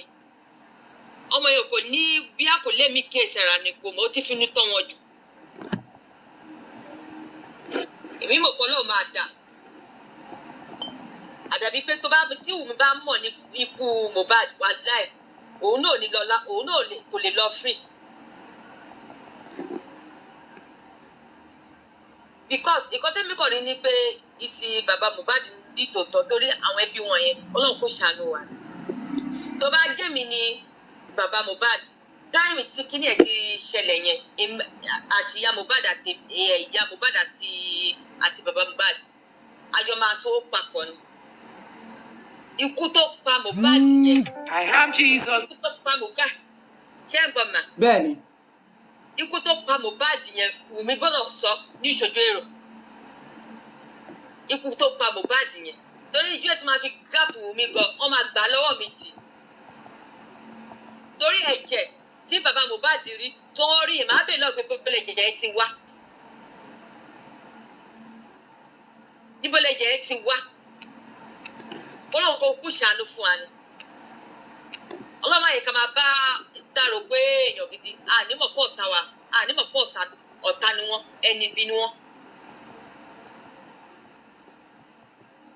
ìyá Mohbad náà ní fault torí bí ọmọ tó bí ẹ̀ bí àwọn kò jọ wọ́n lójú ní àdónù because tó bá yẹ kó jọ wọ́n lójú ni irú kan báyìí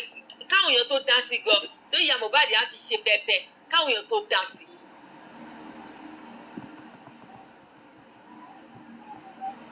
bàbá Mohbad náà irú kan tó ṣẹlẹ̀ náà ó ti confuse action tó yẹ kọ́kọ́ tó kì ní pé ìgbà tó kọ́kọ́ kú yẹn tó sọ pé kò yẹ kó tì sí yẹn time tó fi kọ́kọ́ kú yẹn ní pé ikú tó pa ọmọ yẹn ò fẹ́ mọ̀ ò fẹ́ wá ìdí ẹ̀ as a wòlíì irú bó ṣe lọ bá Mohbad tó wà ní step case yẹn tó bá jẹ́ pé òun àti yẹ wọ́n jọ wà tí ò sí pé bóyá ti manipulate wọn wọ́n á jọ fabẹ̀ ya ni. wọ́n dẹ̀ wà ń bẹ̀ wọ́n máa gbé Mohbad kúrò ń bẹ̀ tó yẹ pé kò sẹ́nibọ̀ tó máa rí traces ẹ̀ kò bá jẹ́ ọ̀dọ̀ wòlíì kò bá jẹ́ ọ̀dọ̀ babaláwo kò bá jẹ́ anywhere wọ́n máa rí pé gbogbo èèyàn máa rí pé àwọn pípì wọ́n sáré pàtì títí wọn kó tó ìkọ́ tí agbára wọn gbé pé wọ́n try best wọn. ibẹ̀ mo sọ pé wọ́n rí ìṣe dáadáa bẹ́ẹ̀ yìí. òun náà gba ẹ̀bi ẹ̀ ó ti gba ẹ̀bi ẹ̀ ó gba ẹ̀bi ẹ̀ ó ṣe mistake ó gba ẹ̀bi. bí òbí bí àyà ni àdó ìdúnnò wọn ò ṣe pàtì àti bàbá wọn ò ṣe pàtì wọn especially bàbá nígbà tí mo ti rí pé step case kó òkú Mohbad wà ń bẹ̀ yìí bí o tẹ̀ fẹ́ bòkó tó bá ìṣẹ̀lẹ̀ torí mo ti mọ̀ pé nǹkan tó ti bàjẹ́ ó ti bàjẹ́ náà o ti wù mí ò ní fara rẹ lọ. bàbá mi sọ gbọ́ statement Wùmí sọ fún ni nígbà tó ń bi léèrè ìyẹn ó ní kó gbé lọ sílùú wọn kó lọ ro ìyẹn túmọ̀ sí pé tí n bá sọ fún ẹ pé nọ́ọ̀sì ló pa tí ò bá dán lójú lọ rò náà sọ̀rọ̀ ọ̀nà ọmọ tó yẹ kán fún ní ìgbàjú olóyìí kó yìí kọ́ bàdàbàrà. àti sùúrù ògbà tó jẹ́ kó wọ́n rí wọn bẹ́ẹ̀ wọ́n rí wọn bẹ́ẹ̀ ni. ẹ ti gẹ̀ẹ́tì wọ́n ti mọ̀ wọ́n ti ṣiṣẹ́ wọn pa ni wọ́n ti ṣe gbogbo ẹ̀ mọ́lẹ̀. torí Wùmí ti wọnú àwọn fámìlì yẹn ó ti wọnú ó ti mọ ìnà náà tù wọn. torí gbogbo àti wọn àti bàbá jọ gbà ní gbogbo gbà yẹn tọ́jọ́ ń ṣe tọ́jọ́ ń mu tọ́jọ́ ń jẹ wọ́n ti jẹ́ kó rárí ṣá wọn. èmi o Ọlọ́run èmi mọ̀ mi ò ní mọ̀jì láti sọ bẹ́ẹ̀ yẹn jù torí nígbà míì ọ̀rọ̀ lọ́rọ̀ nígbà míì èèyàn máa ń gbẹ̀ṣẹ̀ bẹ̀ lọ́mọ yẹn kí èèyàn dẹ́ṣẹ̀ so Nàìjíríà wa yìí kò sẹ́ ní gbogbo Nàìjíríà yìí ẹlòmíì mọ ikú tó pa Mohbad àti sòótọ́ yẹn ní problem wọn ò lè sòótọ́ àwọn olórí wa gan wọn mọ ikú tó pa Mohbad wọn kò fẹ́ sòótọ́ ni.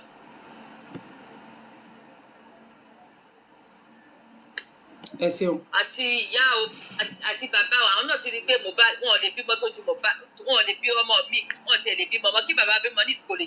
kò lè ju Mohbad tó ti lọ.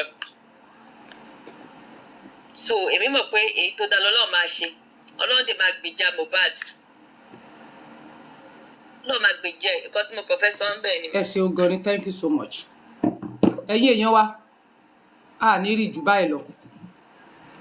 ẹ jẹ́ ká stop níbi tá a dé dúró níbi tí mo dé dúró màá stop ẹ̀ bí orí time ti lọ and then mo ti lò more than 4 hours mo wá fẹ́ bi ẹ̀yin tẹ́ ń wò mí léèrè sọ̀rọ̀ mi yé yín lénìí ẹ̀kọ́ tẹ́yin bá rí kọ́ nínú ẹ̀ á fi ṣe sóòtọ́lá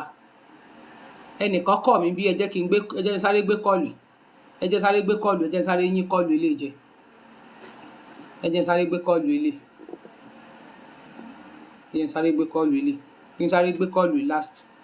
kí n tó máa lọ hello kọ́là hello a gbọ́ yín tẹ́ bá ń gbọ́ wa o hello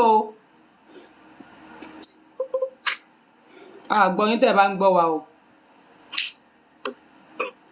kí lẹ wí o mi gbọ́ yín nẹ́tíwọ́ọ̀kì yín yẹn bá dìde ẹ̀ naam nẹ́tíwọ́ọ̀kì yín yẹn bá dì mi gbọ́ yín tẹ̀ mi gbọ́ yín dáadáa nẹ́tíwọ́ọ̀kì yín yẹn ò dáa anyways ó náà láti gbọ́ yẹn I wanna call you but the number is not complete ó complete +4474 66694 sorry plus kí ni mo pè +44 torí mi ti fẹ́ máa lọ lẹ́sìn hello caller yeah mo ń gbọ́ yín quick one mo ń gbọ́ yín o quick one. ìyá mi quick ẹ má bínú mo mọ̀ pé time ti lọ ẹ ti fẹ́ kúrò lórí program yẹn ẹ má bínú ní nígbà yín lákòókò. ṣe rí ọlọ́run má jẹ́ kí nǹkan tí a ò lérò kó dé bá wa according to inú mi dùn pé ọmọbìnrin yẹn ó padà realize gbogbo àwọn òótọ́ tó fara sin torí ọ̀rọ̀ yẹn ò yé dáadáa ẹ gbé débẹ̀ dáadáa ó dẹ̀ farabalẹ̀ fún yín. Hello ma.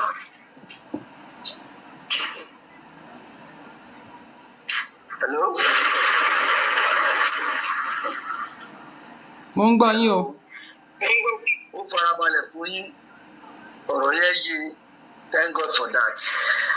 ṣẹ́ríkù Mohbad ó dàbí ikú àbúrò mi tí mo brief yẹn Larry. èmi náà ṣe àwọn mistake kan nígbà tọmọ yẹn kú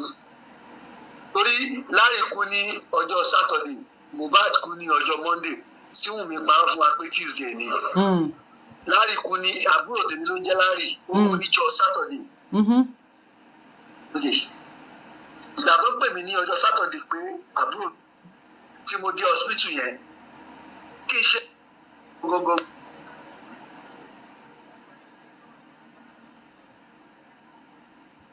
mo ń gbọ́ yín náà ẹ sọ̀rọ̀ mi ò gbọ́ yín o táìmù ti lọ gan ni ẹ ti múùtì o anyways mo rí pé ẹ ti múùtì ọ̀rọ̀ tẹ́ ẹ̀ sọ ẹ ti múùtì ẹ ti fetí yín múùtì bóyá ẹ ti múùtì pẹ̀lú etí yín ẹ jẹ́ ká fi ṣe ti tọ̀la ẹ jẹ́ ká sọ yòókù dọ̀la èyí tá a ṣe ti tó lé ní tó bá dọ̀la a continue analysis yẹn ẹ wàá pè wọlé tó bá dọ̀la ẹ máa pè wọlé a máa ṣe call-in show lọ́la fún analysis tèmi kí lẹ rí sí àpè God bless you everybody ẹ wo mo fẹ́ máa lọ sílé táìmù ti lọ mi ìfẹ́ pọ̀ because tí n bá máa download kinní yẹn lọ sórí YouTube so mo ti ń lo 4 hours kọjá mo rí i pé ṣe lẹ mute anyways ẹ̀yin tẹ́ wà lórí TikTok thank you so much God bless you because network yẹn ti low phone mi ti low gan so ẹ jẹ́ ká máa lọ lé God bless you everybody see you tomorrow a máa tún kàn sí yín thank you and then mo lè padà jáde nsìn torí pé mo ní láti lo 30 minutes mi